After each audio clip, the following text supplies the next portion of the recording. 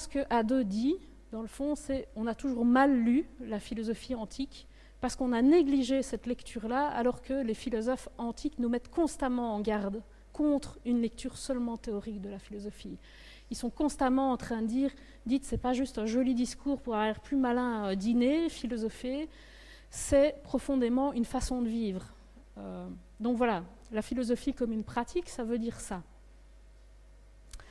Alors c'est pas simplement une pratique, c'est une thérapie de l'âme. C'est une métaphore qui revient constamment dans à peu près tous les courants de la philosophie antique. Donc ça vient sous la plume de Platon. Socrate parle volontiers de la philosophie comme une thérapie. C'est vrai aussi dans l'épicurisme, le stoïcisme. C'est vrai d'à peu près tous les, de Pythagore, etc., à peu près tous les courants de la philosophie antique.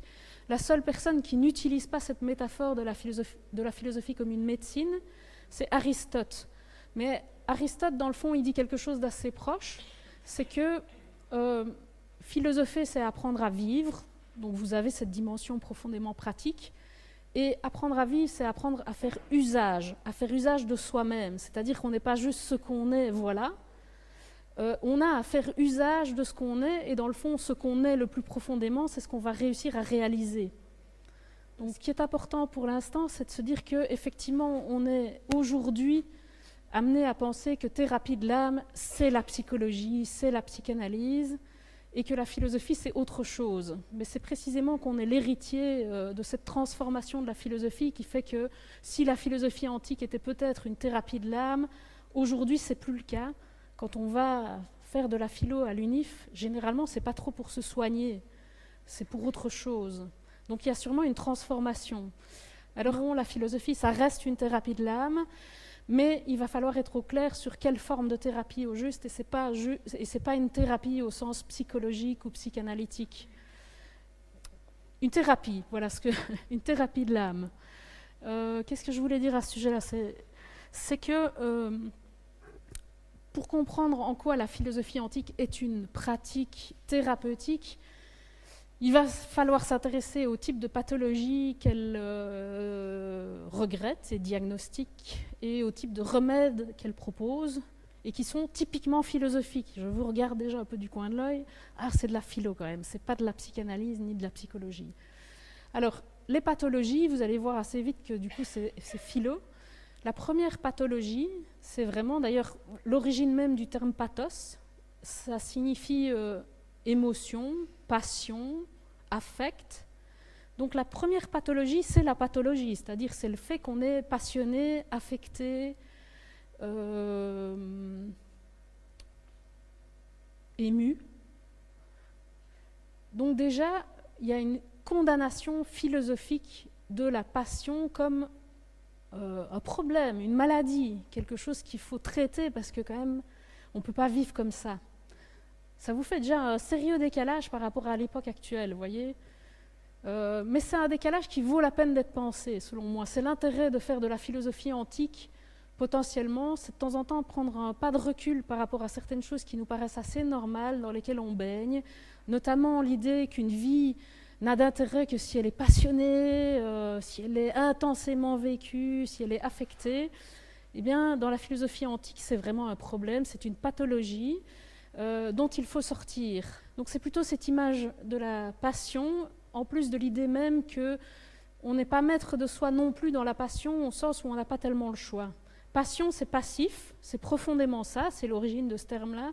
C'est-à-dire, en gros, c'est le truc qui vous prend, qui vous emmène, qui vous porte là, et vous attendez que ça se passe, et puis on verra dans quel état vous êtes.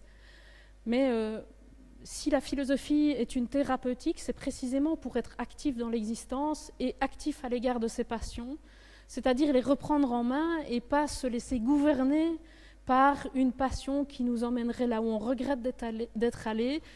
Donc, je parlais de la philosophie antique comme d'une thérapie. Et je répondais un peu à cette question, dans le fond, est-ce que c'est une thérapie d'un genre un peu différent ? Oui, c'est une thérapie d'un genre profondément différent, notamment parce que les pathologies qu'elle désigne sont typées, c'est des pathologies de l'affect, et c'est ça qu'il faut dépasser. Mais c'est bien de l'Antiquité dont je parle, Et en même temps, je vais vous dire, peut-être ça a un intérêt pour aujourd'hui aussi. D'où l'intérêt de faire de la philosophie antique et de la faire d'une façon pratique et vivante. Le stoïcisme, c'est quand même assez intéressant. C'est assez à la mode aussi. Je pense que vous reconnaîtrez des choses dans les pratiques quotidiennes d'aujourd'hui, qui sont les pratiques de méditation. Il y a plein de choses qui viennent potentiellement de la philosophie antique, sans l'étiquette et avec un certain appauvrissement. Alors, la deuxième pathologie, donc la première, c'est la passion. La deuxième, c'est l'oubli de soi. Et d'ailleurs, elles sont liées, c'est-à-dire qu'on s'oublie soi-même quand on est emporté dans une passion. Généralement, c'est à travers la passion qu'on a qu'on est en train de lire le monde, mais soi-même, on est juste emporté, voilà. Et on ne sait plus très bien où nous on est dans cette. On n'est pas nécessairement très présent. On est très passif potentiellement. Mais l'oubli de soi, ça, vous pouvez le. Il y a une formule classique que j'ai évoquée tout à l'heure, qui est le gnotisséoton de Socrate, qui donne cette mission-là à la philosophie, connais-toi toi-même. Mais ça vaut la peine d'en dire un mot précisément pour éviter les usages un peu trop faciles et les mécompréhensions de cette formule-là. Parce que la connaissance de soi, qui serait une sorte de thérapeutique ou d'objectif de la philosophie en tant qu'elle est thérapeutique, et qu'elle résorbe un oubli de soi-même, c'est pas un oubli de nous-mêmes comme personne individuelle, au sens où j'oublierais de prendre soin de moi, je me demanderais pas trop qui je suis, dans le genre mon Dieu, quelles sont mes qualités, mes défauts, quelle a été mon enfance. Alors ça n'a rien à voir à ça, c'est même impensable, vraiment impensable. Je pense d'ailleurs que l'intérêt des déplacements et d'aller vers la philosophie antique, c'est de se rendre compte qu'il y a des sociétés dans lesquelles on ne peut pas penser des choses qui nous paraissent absolument banales. L'autobiographie, par exemple, ça n'existe pas. On ne peut pas parler de soi à la première personne parce qu'on s'en fiche. Ça n'a aucun intérêt. Donc quand on dit « connais-toi toi-même », c'est absolument pas dans le sens de « tourne-toi vers ton nombril et demande-toi qui tu es ». Alors il va falloir se demander ce que c'est d'autre. Alors ce qui intéresse Socrate, dans ce texte où il parle du connais-toi toi-même, c'est l'Alcibiade majeure. Ce qui l'intéresse, c'est la connaissance de soi comme être cosmique, universel. Donc la construction du discours, c'est précisément de dire Alcibiade veut gouverner. C'est un jeune gars ambitieux, il veut devenir gouvernant de la cité d'Athènes. Et pour ce faire, il veut d'une éducation philosophique, donc il se frotte un peu à Socrate. Socrate, sa première idée, c'est que pour gouverner les autres, il faut se gouverner soi-même. En parenthèse, c'est typiquement la lutte contre les passions, c'est-à-dire se gouverner soi-même, c'est gouverner ses passions, et c'est exiger que si vous voulez avoir du pouvoir, vous ne soyez pas dirigé par vos propres passions, parce que c'est la condition de la lucidité. Si vous voulez. Alors ce qui vient ensuite dans la discussion, c'est donc connais-toi toi-même, c'est il faut que je me connaisse pour me gouverner et pour m'améliorer. Donc l'enjeu, c'est l'amélioration de soi-même. Alors c'est quand même une question importante, la question de s'améliorer. Mais elle est prise, elle est plus importante que la question de se connaître soi-même. C'est-à-dire que c'est se connaître soi-même en vue de s'améliorer. Vous voyez que c'est pas se connaître soi-même pour pleurer sur son sort, c'est pas se connaître soi-même pour être sûr qu'on est bien ceci plutôt que ceci. Non, vraiment non. C'est se connaître soi-même pour s'améliorer. Et s'améliorer pourquoi ? C'est-à-dire se gouverner soi-même pour gouverner les autres. Voilà la chaîne dans laquelle le connais-toi toi-même est pris. Donc c'est pas juste connais-toi toi-même, c'est tout ça, c'est pour toutes ces raisons-là. C'est-à-dire connais l'être divin, cosmique en toi, qui va te permettre de t'améliorer, c'est-à-dire d'être plus juste, plus vertueux. C'est vraiment l'enjeu fondamental de la philosophie antique. Donc il y a cette idée de comment je vais parler pour soigner. Donc quel type de discours je vais tenir. Alors, il y a des choses, il y a 3 critères qui font qu'un discours a une chance d'être thérapeutique, un discours philosophique. Et c'est Platon qui le dit dans le Gorgias, comme ça j'ai l'air de m'asseoir sur la tradition philosophique, c'est vrai. Alors, c'est la vérité, la franchise et la bienveillance. Alors, la vérité, c'est le vrai qui soigne. C'est-à-dire que c'est fondamental en philosophie de se dire que je ne dois pas dire quelque chose pour vous persuader, au sens où je devrais tout le temps m'adapter au public, aux patients, etc. Non, ce qui soigne, c'est que je cherche la vérité. Comme philosophe, je suis tout le temps en train de me demander ce qui est juste et vrai. Et je ne veux pas transiger par rapport à ça. Ça reste le premier souci, c'est de dire la vérité et de la chercher.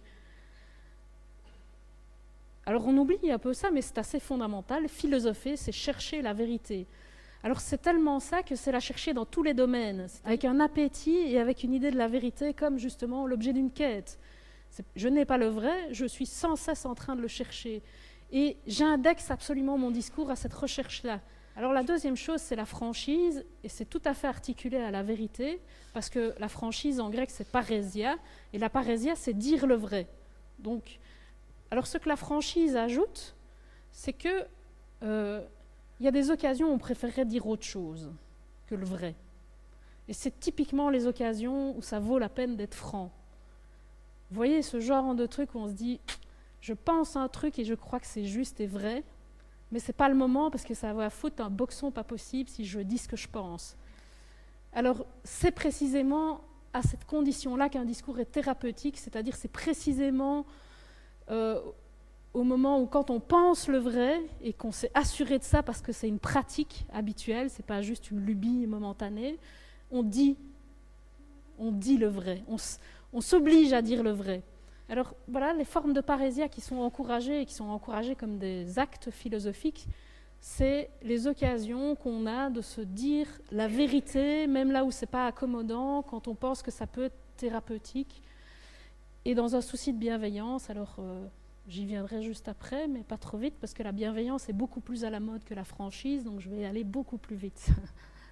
Je tiens à ces effets d'écart, parce que la franchise, je trouve que ça n'a pas si bonne presse, en fait. C'est pas si arrangeant, faut dire. Il y a des trucs qui valent la peine d'être dits pour soigner quelque chose qui est pathologique. Voilà. Donc c'est juste pour ça. On peut, à d'autres moments, se dorer la pilule, et peut-être qu'on ne le fait pas assez aussi. Je veux pas... Mais c'est autre chose. Enfin, je veux dire... On n'est pas dans cette idée de la médecine qui soigne et qui soigne avec un bistouri, qui est la façon dont l'Antiquité s'empare de la métaphore médicale. C'est le soin... C'est désagréable, le mot revient régulièrement. C'est désagréable d'aller chez le médecin, c'est désagréable de prendre une potion, un médicament. C'est ça, quoi, c'est désagréable. Donc philosopher, normalement, ça doit être désagréable. Enfin, au deuxième titre de remède, qui est l'exercice. Je viens d'en faire un. Vous voyez, c'est un exercice. Ça veut dire qu'il n'y a pas que le discours, il n'y a pas que ce qu'on dit ou ce qu'on écrit. Il y a aussi le fait qu'on a à s'exercer. Alors, peut-être que je vais en venir à la méditation. Le mot exercice en grec, c'est mélété. C'est apparenté à médéri. Mais c'est le mot latin, je n'ai pas le mot grec, bon bref. Médéri. Méditation, médéri, c'est un exercice thérapeutique de la philosophie. Et dans le fond, ça va avec médecine. Médéri, ça a donné médical, etc. Ça a aussi donné méduse. La méduse, c'est intéressant d'aller un peu voir la proximité de ce terme-là parce que ça vous donnera une idée du type d'exercice qu'on peut pratiquer en philosophie. Les exercices philosophiques sont typiquement des exercices de concentration.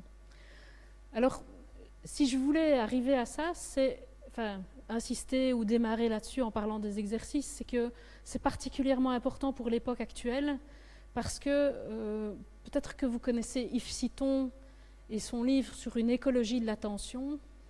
On est précisément en train de constater que l'attention, on cultive certaines formes d'attention, et certaines formes d'attention qui sont dans l'hyperréactivité. Alors, ce n'est pas de la distraction, c'est juste une forme d'attention extrêmement mobile, labile, qui passe vite d'une chose à l'autre, etc. Mais elle crée des façons de penser qui sont tout à l'inverse de ce que la philosophie mobilise comme attention. Alors ça veut dire peut-être que bientôt on ne pourra plus philosopher parce qu'on n'aura plus les modalités d'attention qui permettent ça. Peut-être que vous êtes en train de le mesurer. Purée, c'est long, quoi. C'est vrai, c'est long. Mais effectivement, et c'est pour ça que je vous disais, faites gaffe à l'attention. Un exercice en philosophie, c'est une pratique de l'attention. Donc c'est important que ça prenne parfois des formes comme celle-ci, qui demandent une attention durable. Et globalement, en philosophie, c'est quand même toujours maintenir une attention de façon à pouvoir gouverner votre existence. Parce que c'est quand même, c'est pas juste être heureux. Ça l'est aussi, donc c'est pratique pour les philosophes à la mode. Parce que être heureux, c'est un truc que tout le monde achète, parce que tout le monde veut être heureux. Mais dans l'Antiquité, il y a quand même un lien entre être heureux, connaître la vérité et être juste.